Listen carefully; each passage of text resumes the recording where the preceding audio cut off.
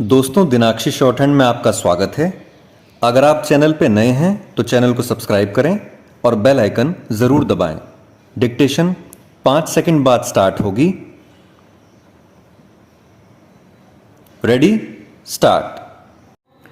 उपाध्यक्ष महोदय, वर्तमान वित्त अधिनियम सदन के सामने प्रस्तुत है। इस बिल पर मुझे बोलने के लिए आपने समय दिया, इसके लिए मैं आपका आभारी हूँ। इस बिल का एक विशेष महत्व इसलिए भी है कि यह संकट काल में पेश हुआ है। चीन ने हमारे देश पर हमला किया, देश पर संकट आया, राष्ट्र को चुनौती मिली और इस चुनौती को हम सब ने स्वीकार किया, जिसके लिए पैसे की आवश्यकता हुई। इसको वित्त मंत्री ने बड़ी कुशलता से देश के अंदर और देश के बाहर से जुटाया। इस बिल का महत्व इसलिए भी है कि हमारी पंचवर्षीय योजना के मध्य में ही यह बिल आया है। देश में बड़ी बड़ी योजनाएं अभी अधूरी हैं, जिनका पूरा होना देश के लिए बड़ा आवश्यक है। इसके लिए भी बहुत बड़ी धनराशि चाहिए। देश पर संकट आया और देश जागा। कोने कोने से लोगों ने पैसा और सोना दिया और अपने लड़के तक फौज में दिए। इस देश में किसानों और गरीबों का जो वर्ग है, उसने भी दिल खोलकर इसमें सहयोग दिया। उसके बाद जो उन पर अधिक बोझ कर के रूप में पड़ रहा है या अनिवार्य बचत योजना के रूप में पड़ रहा है, उसको भी वे खुशी खुशी सहन करने को तैयार हैं। परंतु वे सरकार से भी कुछ चाहते हैं। वे चाहते हैं कि उनकी जो गाढ़ी कमाई का पैसा है, खून पसीने का जो पैसा है, वह व्यर्थ के कार्यों में न जाए और उसका सदुपयोग हो। इसके अतिरिक्त उनकी कुछ अपनी दिक्कतें और परेशानियां हैं, जिनकी ओर सरकार का ध्यान चाहिए। इस आपातकाल के समय में तो उनको इन आए दिन की कठिनाइयों से राहत मिलनी चाहिए। ऋण लेने में और अन्य कार्यों में जो अड़चनें पड़ती हैं, वे दूर की जाएं। किसान भारत की रीढ़ है। अगर इनको सुविधाएं दी जाएंगी तो देश आगे बढ़ेगा। चेंज।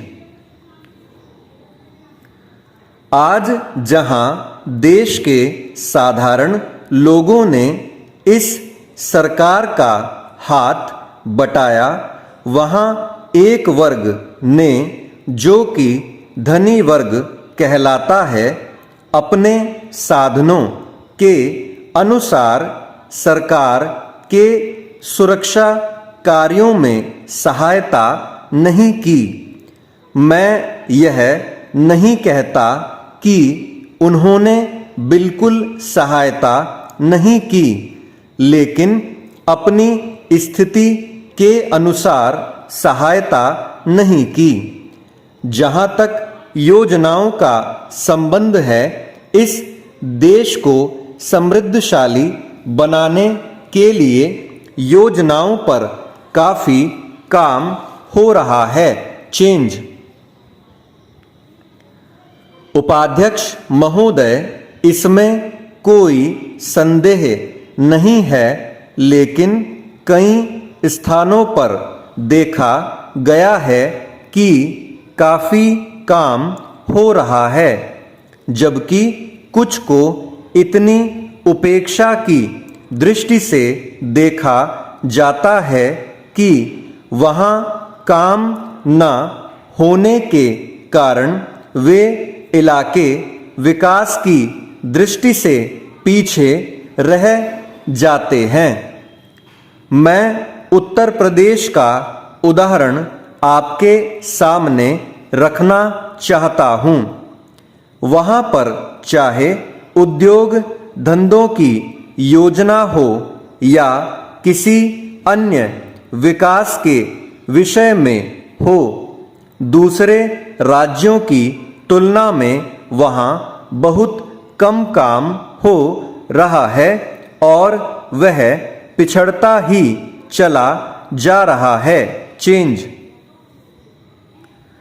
माननीय अध्यक्ष महोदय, इस विधेयक के संबंध में इस सदन के इधर के बैठने वाले लोगों ने और उधर के बैठने वाले लोगों ने बहुत सी बातें कही हैं।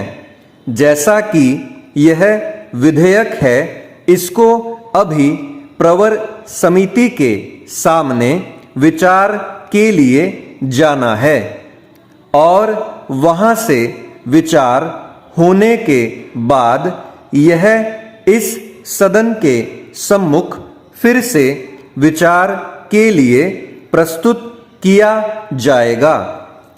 तब माननीय सदस्यों को पूरे तरीके से यह अधिकार होगा कि जहां तक इसके अनुबंधों का संबंध है, उसमें परिवर्तन कर सकते हैं या उनको हटा सकते हैं।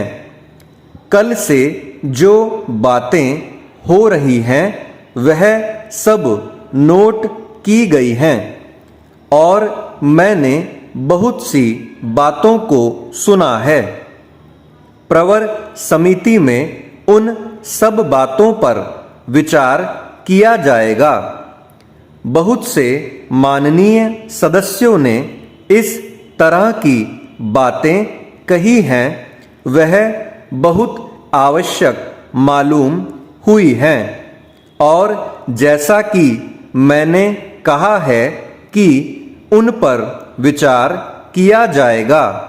जहां तक सहकारिता का संबंध है, चाहे इधर के बैठने वाले माननीय सदस्य हों, चाहे उधर के बैठने वाले माननीय सदस्य हों, सबकी यह मांग है कि जब हम जनतंत्र में विश्वास करते हैं और अपने यहाँ प्रजातांत्रिक प्रणाली कायम कर ली है और जबकि देश में गरीबी है और उसका गलत लाभ भी उठाया जाता है, तब सहकारिता की बहुत आवश्यकता है।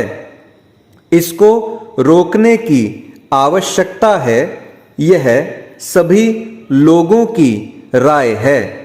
जहां तक इस सहकारी विधेयक का संबंध है, बहुत से माननीय सदस्यों ने बहुत सी बातें इसके संबंध में कही हैं। मैं सब बातों का विवरण में तो उत्तर नहीं दे सकता हूँ, लेकिन मैं थोड़े में खास बातों का उत्तर देने की कोशिश करूँगा।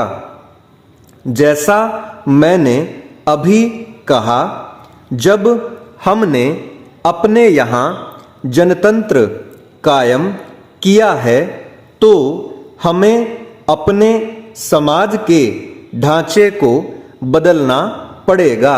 स्टॉप। दोस्तों, डिक्टेशन अच्छा लगा हो तो वीडियो को लाइक और शेयर कर दें और चैनल को सब्सक्राइब करके बेल आइकन ज़रूर दबा लें, जिससे भविष्य में आने वाली हर वीडियो आप तक सबसे पहले पहुंच पाए। धन्यवाद।